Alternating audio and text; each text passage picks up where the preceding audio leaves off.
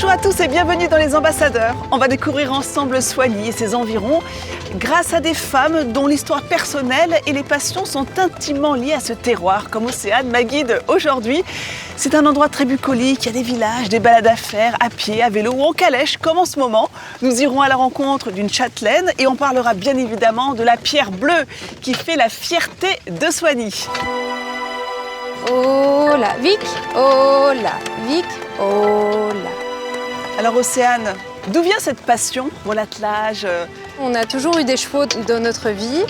On a juste voulu utiliser le cheval et le remettre dans la vie moderne.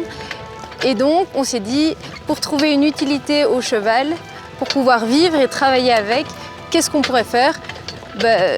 L'attelage est venu naturellement. C'est pas la vitesse que tu recherches, c'est quoi? C'est l'éloge de la lenteur, le plaisir de regarder tous ces paysages aux alentours?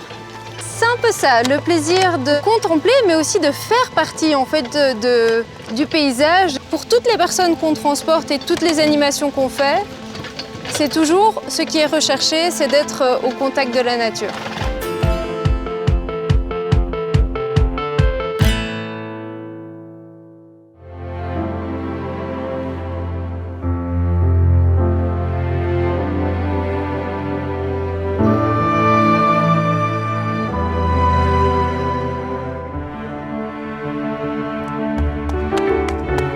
Waouh, c'est magnifique Océane, hein. Oh, Bienvenue au château de Louvigny. Oh, j'ai hâte de le découvrir, hein. Quand on voit le parc déjà, à mon avis l'intérieur ça doit être quelque chose, hein.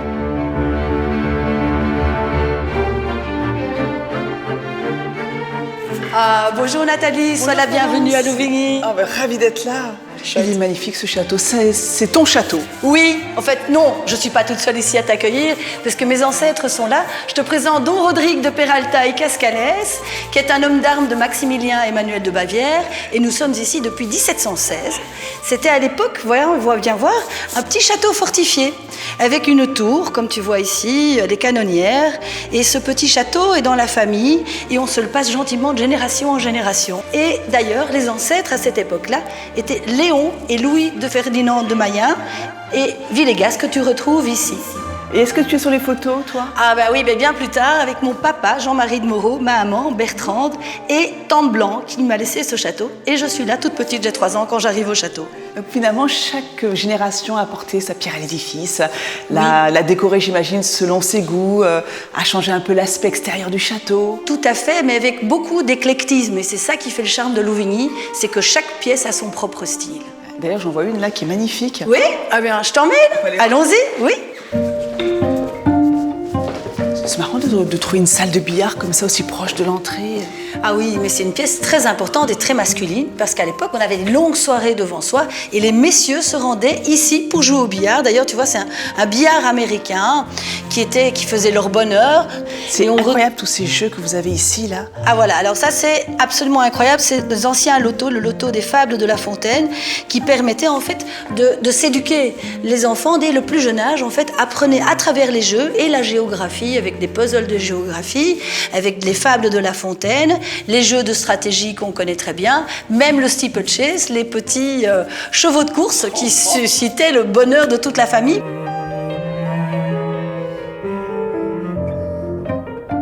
C'est un décor de cinéma. Un décor de cinéma. Et ce qui était encore plus intéressant, c'est que c'est un peu le Downton Abbey de la Belgique, puisqu'il n'y avait pas que les grandes familles qui vivaient au château, mais aussi les domestiques.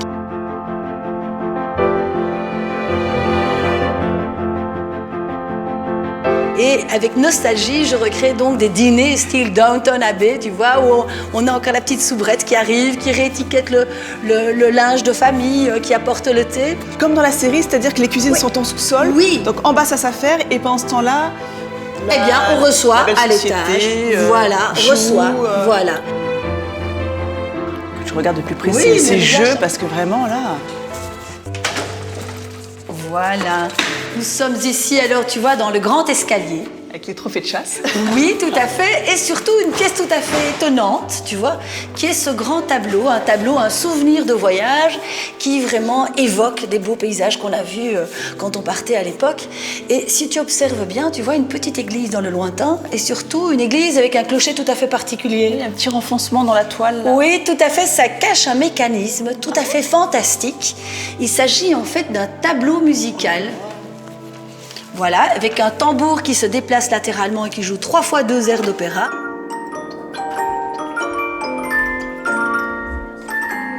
Pour faire vivre son château, Florence ne manque pas d'idées ni d'énergie.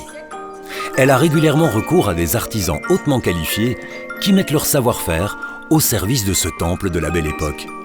Véritable décor de contes de fées.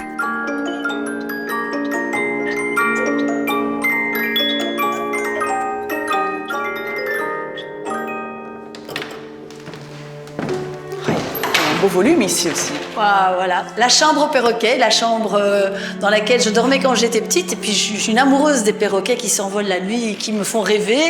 Et c'est une pièce que je suis en train de restaurer comme tout le bas du château. J'ai refait l'électricité et maintenant je garde le papier peint qui date des années 20-30, qui est tout à fait extraordinaire et d'origine. Et je vais mettre des grandes soieries, mais que j'achète pour l'instant dans des vieilles maisons, dans des vieux châteaux, pour qu'elles aient de l'âme, tu vois. Et en tant qu'historienne de l'art, ce lieu est ainsi un lieu qui sert pour les tournages de films. Et je veux rester historique. L'histoire et le dépaysement qui s'invitent dans chaque pièce du château. Voilà, nous voici alors, tu vois, dans une pièce que je viens de terminer, qui vient d'être restaurée, et qui est la chambre de Louis de Villegas. Ah, c'est une autre ambiance. Hein. Oui, c'est une chambre chinoise, puisque Louis était consul en Chine pendant la guerre des Boxers, et c'est lui qui a ramené, par exemple, cette chambre, tous ces objets chinois. Bien, c'est des souvenirs de voyage. Et alors, ici, on a quelque chose de tout à fait insolite. Regarde, magnifique, hein. Viens voir, ça, c'est un meuble en camphrier qu'il a ramené de ses séjours pendant la construction du chemin de fer à Hankou. Et ce sont tous des petits métiers en buis qui représentent les différents moments de la vie quotidienne en Chine. Tu voyages, toi, avec tes aïeux, Mes à travers ancêtres, leurs c'est vrai. histoires. C'est vrai que les protéger, les faire vivre, les partager avec le grand public et lors d'événements à Louvigny, moi, c'est mon bonheur. J'adore, parce que j'adore parler. Je suis aussi bavarde que le château. Je suis un vrai château bavard. Ici, vous l'avez compris, hein, chaque objet a une histoire.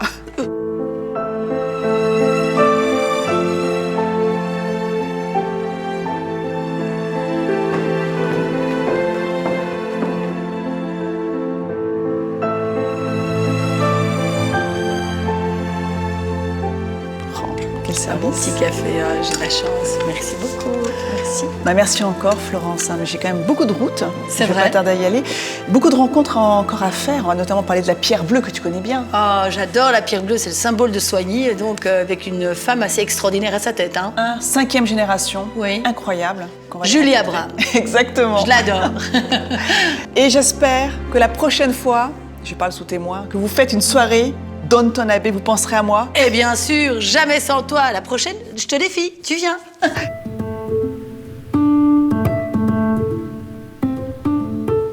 À présent, Nathalie lève le voile sur un pan d'une autre histoire familiale attachée au patrimoine de Soigny. Ici, aux carrières de la pierre bleue belge, la 5e génération perpétue l'exploitation du petit granit, véritable trésor que nous offre la nature. Finalement, Julie, vous avez grandi au milieu de cette pierre bleue. Ah oui, depuis que je suis née, je vis dans la pierre bleue. Mes parents parlaient que pierre bleue, puisque tous les deux travaillent dans la société depuis qu'on est tout jeune, mon frère, ma sœur et moi. Aujourd'hui, vous avez donc 3 sites d'exploitation. Et quand on voit derrière nous, par exemple, cette grue-là, les vestiges de ce savoir-faire sont autour de nous, finalement. Ah, c'est tout à fait ça, hein, c'est l'exploitation qui dure depuis des siècles. Puis on essaie de maintenir le patrimoine industriel pour montrer comment ça fonctionnait au préalable. Et donc les anciens ponts comme ça, les anciens ponts roulants, c'est toujours impressionnant. Alors, on parle de pierre bleue.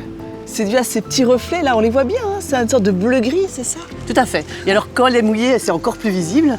Mais donc c'est vraiment la constitution de la pierre, tous ces fossiles qui se sont agglutinés et qui ont produit cette pierre bleue qu'on connaît en Belgique. Qu'est-ce qu'on recherche avec cette pierre bleue? Donc c'est une très belle pierre de construction parce qu'elle n'est pas gélive. Elle vieillit peu, alors elle réagit évidemment avec le temps, mais elle a vraiment des compétences techniques très, très importantes et qui permettent de l'utiliser pour la décoration, mais aussi pour la construction.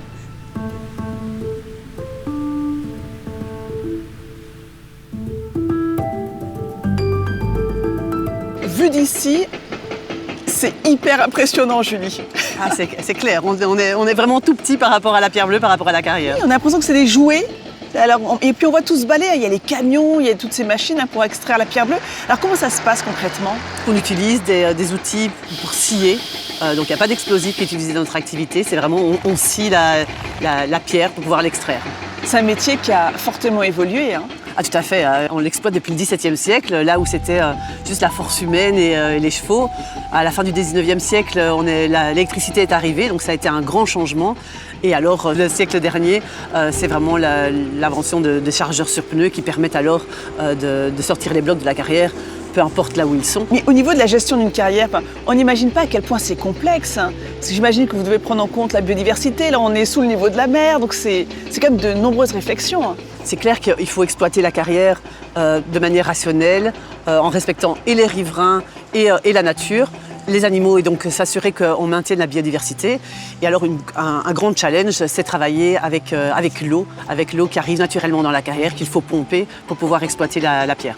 C'est vrai qu'on a eu cette chance, hein, de pouvoir visiter la carrière avec Julie, mais la ville de Soignies propose de visiter la carrière. Mais c'est très important pour Soignies de montrer cette activité, puisque c'est vraiment une activité économique importante de la région. Et donc oui, pendant l'été et sur demande, c'est possible d'organiser des visites de la carrière avec des guides formés par l'Office de tourisme et par nous-mêmes. Et bien voilà, c'est devant cette carrière incroyable que se termine cette émission Les Ambassadeurs, avec cette vue imprenable sur cette pierre bleue. Vous l'avez compris, un patrimoine exceptionnel qui rayonne bien au-delà de nos frontières, et vous pouvez venir visiter ce patrimoine. À très vite pour de nouvelles aventures avec Les Ambassadeurs. N'oubliez pas Les Ambassadeurs radio de 15h à 17h sur Vivacité. Et comme toujours dans Les Ambassadeurs, merci encore Julie, on a un plaisir à mettre en avant des femmes de poigne inspirantes comme vous, encore Florence et Océane, que vous avez découvert. À très vite.